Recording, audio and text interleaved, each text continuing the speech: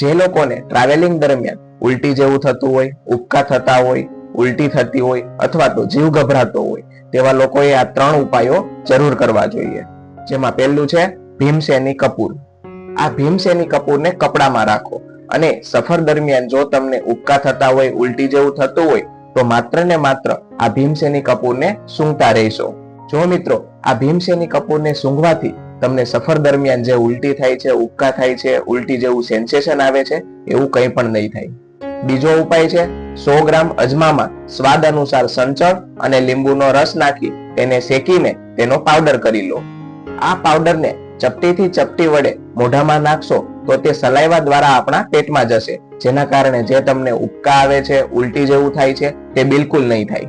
ત્રીજો ઉપાય છે સફર દરમિયાન તમારી સાથે એલચી રાખો. જ્યારે પણ તમને ઉબકા થાય, ઉલટી થાય અથવા તો ઉલટી જેવું સેન્સેશન આવે તો એલચીનો એક દાણો મોઢામાં નાખો, જે સલાઈવા દ્વારા આપણા અંદર જશે, જેનાથી ઉલટી આવવાનું, ઉબકા થવાનું ક્યારેય પણ નહીં થાય.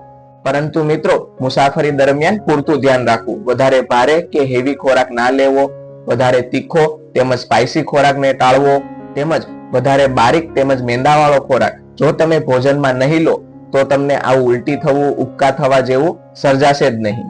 અને જો સર્જાય તો મિત્રો આ 3 ઉપાયો કરવાથી તમને ક્યારેય ઉલટી, ઉબકા કે ઉમસ જેવું પણ નહીં આવે અને તમે મુસાફરીનો ભરપૂર આનંદ લઈ શકશો.